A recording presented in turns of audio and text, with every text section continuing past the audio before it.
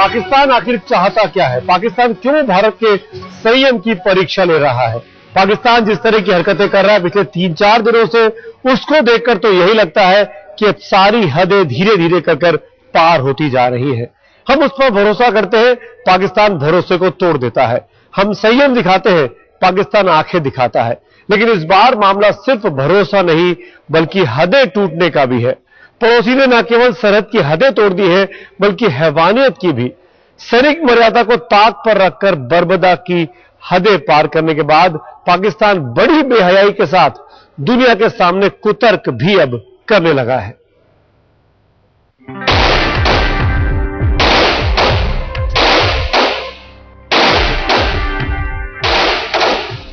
Border पर भारतीय सैनिकों के साथ जो बर्बरता हुई, उसके बाद सरहद से लेकर सियासत तक देश में तनाव है। एलओसी पर शुक्रवार को कोई फायरिंग नहीं हुई, लेकिन मुस्तैदी जबरदस्त है। आसपास के गांव के लोग भी सहमे हुए हैं। लेकिन सबसे बड़ा सवाल यह कि अब आगे क्या?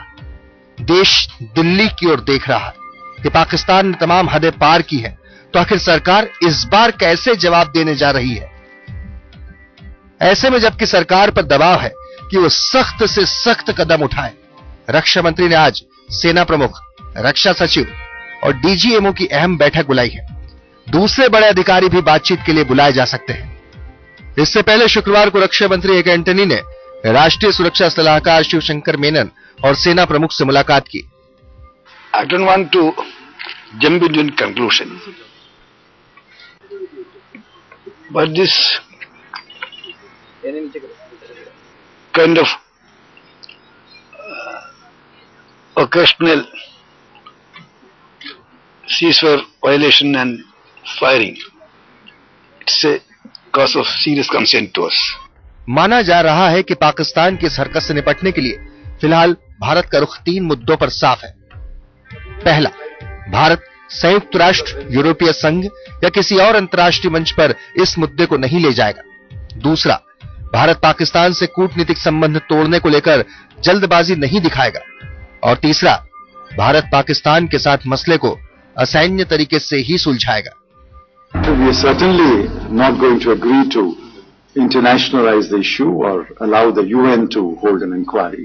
That demand is obviously rejected out of it. सरकार पर इस बात के लिए दबाव बढ़ता ही जा रहा है कि वो पाकिस्तान पर सख्ती करे। विपक्षी नहीं बल्कि कांग्रेस के लोग भी रुख को भांपने में गलती नहीं कर रहे हैं।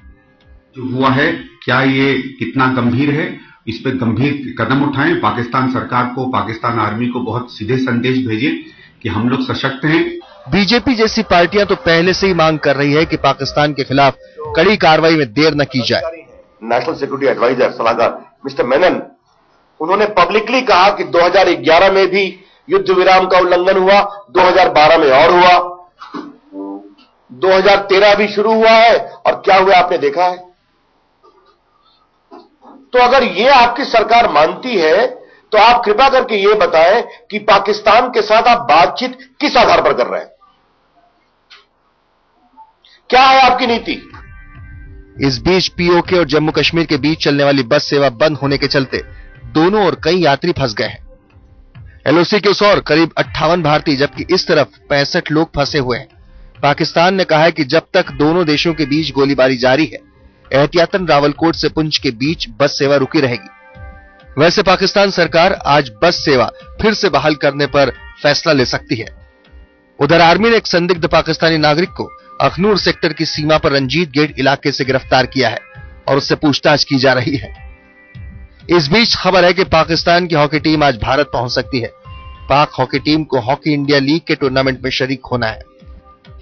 बदले हालात में भारत के सामने तेजी से लेकिन संयमित फैसला लेने की चुनौती है। चुनौती न केवल पड़ोसी को सख्त संदेश देने की बल्कि देश की भावना का सम्मान रखने की। जम्मू में अश्विनी कुमार के साथ आज तक ब्यूरो। और बात यहीं पर खत्म नहीं होती। इस सबके बावजूद भी लश्कर के सरगना और मुंबई हमले के मास्टरमाइंड हाफिज सईद ने भारत को एक कायराना धमकी फिर से दे दी है। हाफिज ने कश्मीर में भारी खून खराबा होने की बात कही है। एक न्यूज एजेंसी को इंटरव्यू में हाफिज ने आरोप लगाया कि भारत पाकिस्तान को अस्थिर करना चाहता है।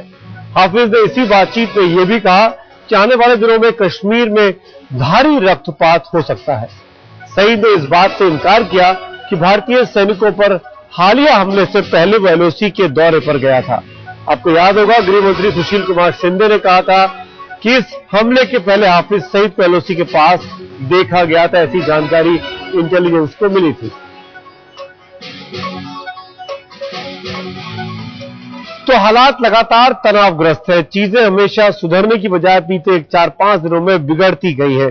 क्या स्थिति है, आपको एक ग्राफिक्स के जरिए समझाने की कोशिश करते हैं, बताने की कोशिश करते हैं अपनी इस वॉल पे कि आखिर कहां पर सबसे अधिक तनाव है भारत और पाकिस्तान के इस ताजा परिस्थितियों में।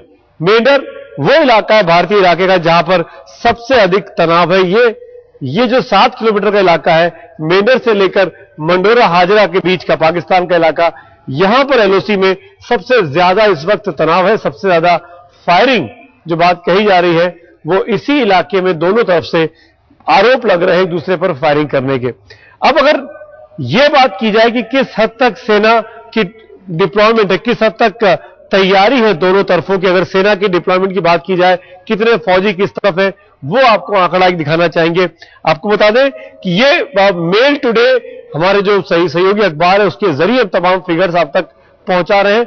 मथुरा में भारतीय सेना की तरफ से 1 कोर तैनात है, अंबाला में 2 कोर है, योल जो कि बिल्कुल एलओसी के पास है वहां पर 9 कोर है, बठिंडा में 10 कोर है, जालंधर में 11 कोर है, जोधपुर में 12 कोर तैनात है, वहीं श्रीनगर में 15 कोर और नगरोटा में 16 कोर। ये आप मोटे तौर पर कह सकते हैं कि एलओसी के आसपास भारत की सैनिकों की तैनाती का एक मोटा फिगर है, जो अमूमन और भोपाल में भी करीब 21 कोर। ये कुल मिलाकर भारत की तरफ से सैनिकों की जो तैनाती है एलओसी के आसपास की जगहों पर जो इस्तेमाल हो सकता है वो हम आपको दिखा रहे हैं। अब बात करते हैं पाकिस्तानी सेना की कि उस तरफ से क्या तैयारी है। मांगला में 1 कोर है, मुल्तान में 2 कोर है, लाहौर में 4 कोर, कराची में 5 कोर और रावलपिंडी में 10 कोर। ये पूरा आंकड़ा आप देख पा रहे हैं। पाकिस्तान में एलओसी के उस तरफ, पाकिस्तान की तरफ जो पाकिस्तानी सेना की सैनिकों की आप कह सकते हैं तैनाती है इस पूरे तनाव के माहौल में। इस हद तक सेना आमने सामने खड़ी हुई है, आपको सब साफ समझ में आता है। इसके बाद अगर बात की जाए कि कुल कितनी संख्या है, किसके पास कितने सैनिक हैं, वो आंकड़ा भी आपको दिखाते हैं। और कहीं ना कहीं ये तनाव चीजें जो है वो और मुश्किल खड़ा कर सकती है दोनों देशों के बीच। भारत के करीब 13 लाख सैनिक है, भारत के पास 13 लाख की सेना है, तो पाकिस्तान के पास 6,20,000 की। ये है आंकड़ों में भारत कहीं आगे दिखता हो इस फौज की टुकड़ी में, लेकिन कुल मिलाकर अगर असलों की बात की जाए, हथियारों की बात की जाए, टैंक भारत के पास 2,295 है तो पाकिस्तान के पास 3,620 है। ये पाकिस्तान के पुराने टैंक भी इसमें जोड़कर हम आंकड़ा आपको दिखा रहे हैं। तो ये कहीं ना कहीं पाकिस्तान की संख्या ज्यादा टैंक के मामले में दिखती है। भारत के पास अगर 600 लड़ाकू जहाज है तो पाकिस्तान के पास 400 लड़ाकू जहाज है, यानी मुकाबला लगभग कांटे का है। परमाणु हथियारों की बात की जाए, अगर भारत के पास 60 से 80 वॉरहेड्स है, न्यूक्लियर वॉरहेड्स, तो पाकिस्तान के पास 100 तक, 90 से 100 तक वॉरहेड्स हो सकते हैं। यानी परमाणु हथियारों की संख्या में पाकिस्तान भारत से कहीं आगे है। मिसाइल्स की अगर बात की जाए तो भारत के पास अगर अग्नि सीरीज की मिसाइलें, अग्नि 1, 2, 3, पृथ्वी सीरीज है, तो वही उसके जवाब में पाकिस्तान के पास गौरी है, शाहीन है, M11 है। ये तमाम ऐसी मिसाइलें पाकिस्तान के पास है जो भारतीय आप कह सकते हैं कि किसी भी बड़े शहर को निशाना बना सकती है। वहीं भारत के पास भी ऐसी मिसाइलें हैं जो पाकिस्तान के किसी भी शहर को कवर कर सकती है। ये तमाम चीजें हैं, ये दोनों तरफ से सेना का आमने सामने का मुकाबला है। और अगर चीजें और खराब होती, हालात और खराब होते हैं, तो मान के चलिए कि बहुत बड़ी विकट परिस्थिति में आ सकते हैं। भारत इस पूरे मामले में हमने देखा है बीते 5 दिनों में डिप्लोमेसी के लेवल पर, जहां पाकिस्तान बहुत ज्यादा एग्रेसिव दिखाई दे रहा है। हमारे सैनिक का कत्ल करने के बाद, सर रेत कर जाने के बाद वही भारत उतना एग्रेसिव नहीं दिख रहा है। तो क्या डिप्लोमेसी के मामले में हम लोग कहीं फेल कर रहे हैं, दब गए? इस पर भी बातचीत करेंगे। मेरे साथ मेरे सहयोगी सीधे जम्मू से जुड़ने वाले अशरफ वानी। अशरफ, मैं आपसे पूछना चाहूंगा, क्या परिस्थिति है? कल बीती शाम भी वहां से फायरिंग की खबरें आई है। क्या तनाव पूरे इलाके में अब भी बरकरार है और इन परिस्थितियों में आगे क्या हो सकता है? बिल्कुल सुमित, दरअसल तनाव बिल्कुल बरकरार है और कल शाम को फायरिंग हुई थी, उसके बाद थोड़ी सी रुकी है, लेकिन कब दोबारा फायरिंग शुरू होगी ये कहना काफी मुश्किल है, कभी भी शुरू हो सकती है। तनाव की बात करें तो तनाव लगातार बना हुआ है और कहीं ना कहीं जिस अंदाज से छन छन के खबरें आ रही है कि पाकिस्तान इस क्षेत्र में यानी मेंढर सेक्टर और पुंछ सेक्टर में आर्मी बिल्डअप कर रहा है, तो जाहिर है कि जब सेनाएं बढ़ेंगी तो तनाव भी और ज्यादा बढ़ सकता है। दूसरी बात, जिस अंदाज से नियंत्रण रेखा पर चकंदाबाद जो पोस्ट है, वहां पर फ्लैग मीटिंग पॉइंट है, वहां पर भारतीय सेना की तरफ से प्रस्ताव गया था कल सुबह पाकिस्तानी सेना को कि ब्रिगेडियर लेवल की फ्लैग बैठक वहां पर होगी, लेकिन अभी तक पाकिस्तान की तरफ से उसका जवाब नहीं आया है। कहीं ना कहीं भारतीय सेना को अब इंतजार है कि पाकिस्तान की तरफ से इसको लेकर क्या जवाब आता है, ताकि ब्रिगेडियर लेवल की सेक्टर में बैठक होगी, लेकिन अभी तक फिलहाल वो बैठक नहीं हुई है। दूसरी तरफ से जो ट्रेड है, एलओसी ट्रेड, वो तो रुका हुआ है, लेकिन कश्मीर में उड़ी सेक्टर से कल ट्रेड हुआ है, वो कहीं ना कहीं दिखाता है कि हालात कहीं ना कहीं अभी कंट्रोल में है, आउट ऑफ कंट्रोल नहीं है। क्योंकि पुंछ में तो ट्रेड नहीं हुआ, लेकिन उड़ी सेक्टर जो है कश्मीर में, वहां पर कल 53 ट्रकें जो है भारत की तरफ से पाकिस्तानी कब्जे वाले कश्मीर में गई है और वहां से भी सामान आया है। अब बात करेंगे हवाई ताकत की। हवाई ताकत के हिसाब से पहले अगर भारतीय वायुसेना की बात की जाए तो भारतीय वायुसेना की तरफ से आदमपुर में मिग-29 की स्क्वाड्रन है, अंबाला में मिग-21 और जगुआर है, बठिंडा में सुखोई 30 है, भुज में मिग-21 है, ग्वालियर में मिराज है, मिराज 2000, हलवारा में मिग-21 है, सुखोई 30 भी है, जामनगर में जगुआर और मिग-29 की स्क्वाड्रन है, जोधपुर में मिग-27, 21 और सुखोई 30 है, पठानकोट में मिग-21 की स्क्वाड्रन है, सिरसा में मिग-21 की स्क्वाड्रन है, श्रीनगर में मिग-21 की स्क्वाड्रन है। तो ये तस्वीर है, उत्तरलाई में मिग-21 की स्क्वाड्रन है। तो ये वो कुल तस्वीर है जो भारत के पास है हवाई ताकत।